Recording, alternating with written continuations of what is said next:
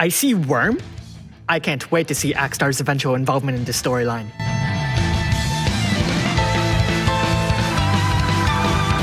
Lasswell's Trustmaster reward is a katana with good attack and magic. It also boasts a double dragon and insect killer, and when equipped onto this Lasswell only, it'll give him a whopping 1,500 attack and magic. Unfortunately, carrying 2 of these won't give him double that boost. His Super Trustmaster reward is his light armor.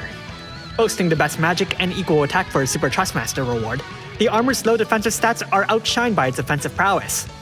With a passive giving both a double hand and dual-wielding boost, the armor is sure to benefit either attacker or mage. Furthermore, when equipped onto this Lasswell only, it'll give him an extra 500 attack and magic. Onto his active abilities.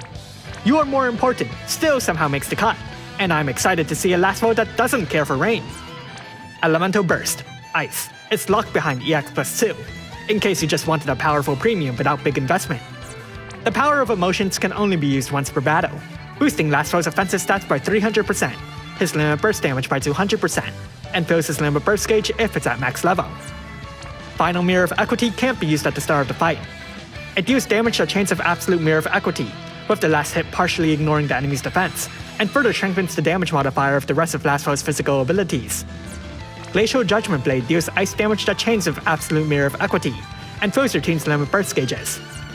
Magitech Limiter Off will boost Lasswell's ice damage by 30%, his attack by 250%, his limit burst damage by 200%, and boost the damage modifier of his base limit burst.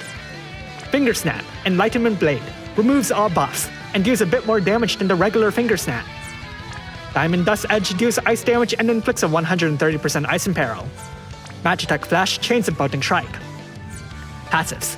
With its Trustmaster reward or Super Trustmaster reward equipped, Lasswell gets a whopping 1,500 attack and magic, plus an Omni Killer. He may look like he already has that, but once again, EX+2. The Limit Burst stuff is available at base though. He can dual wield or double hand, meaning the full Capture the Chain limit boost regardless.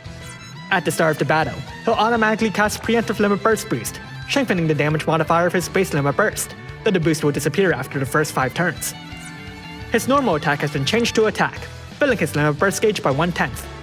At EX+2 he gets Warring Spirit, Omni Killer +1, and 500 extra attack and magic. Let's look at his limit burst. It inflicts a 35% Katana Imperil, a 130% Ice Imperil, and deals ice damage.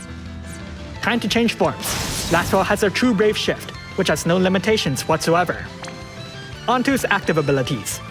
Obliterating Mirror of Equity Chains of Chaos Wave Awaken.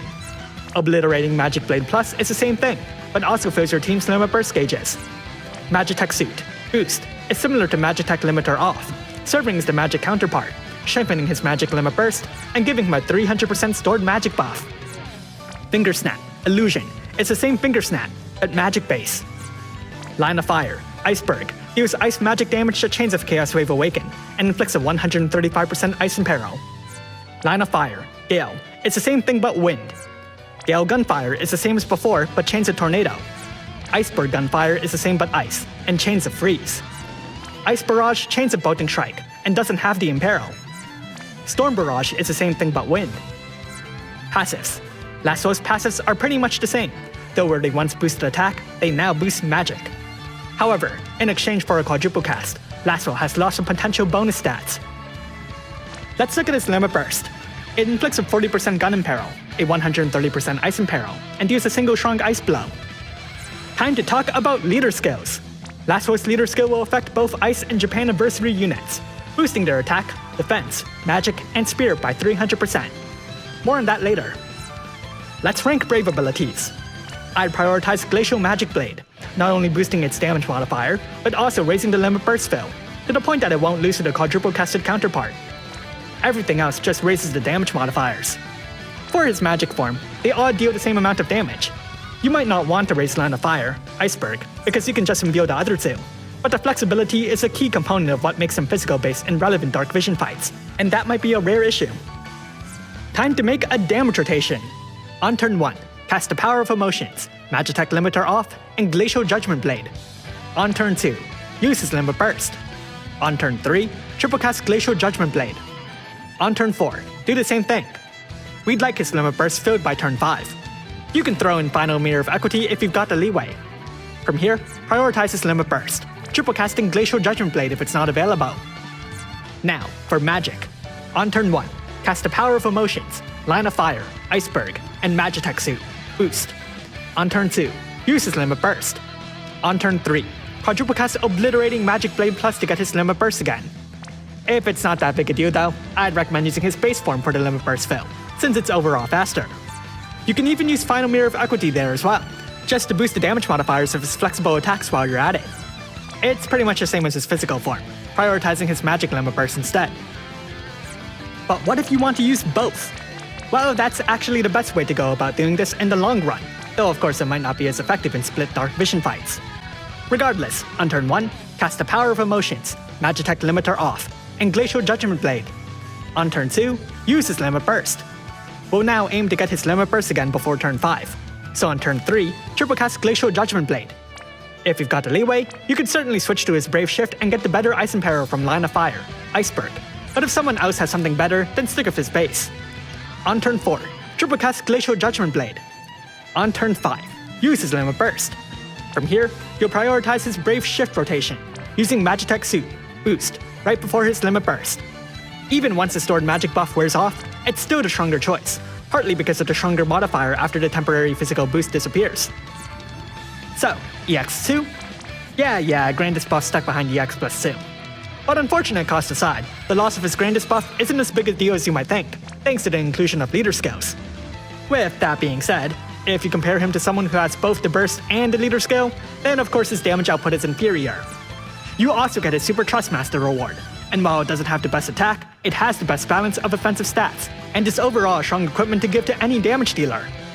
Of course, Lasswell himself would benefit best. EX plus 2 also gives the other nice stuff that makes him much easier to build, and gets his damage out faster, so ultimately the only unfortunate thing is the price. At EX plus 3, you get his Premium Vision card. It's literally Dioxys' card, but for Ice category units. Seeing as Dioxys' card is the strongest stat stick out there, that means Lasswell's card is just a stat stick good. Of course, it only affects Ice units, but obviously Lasswell here is Ice himself, and really the best one to give this card to.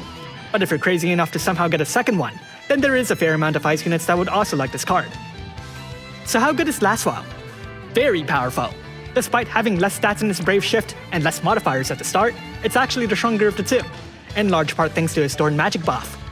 But that's not to say his base form is weak, for it easily outshines most other damage modifiers, further boosted by his incredible passives. This is only amplified once he gets his hands on that Grandest Burst, though that of course leads to his one flaw, lack of flexibility. Now as the damage gets higher and higher, this is less and less a deal breaker and more of a sigh, as at this point it's pretty much oh wow, what are you gonna do? But what about his leader skill?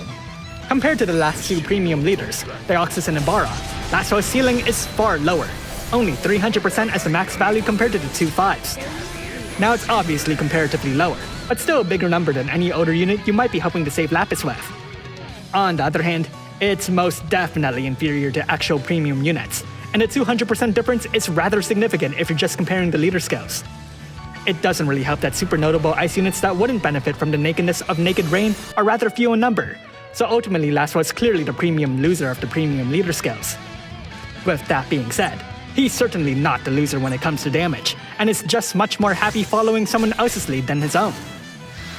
The opportunity to get such a strong unit for a potentially low price is tantalizing, and if nothing else, then the leader skill can serve as a temporary stopgap as you wait for something more. Thanks for watching, and if you liked this video, leave a like and subscribe. Comment below if you summoned Lasswell. Personally, it's tempting, especially with the coin flip at the end, but ultimately it's just damage, so I'll just keep waiting for Riser's leader skill instead.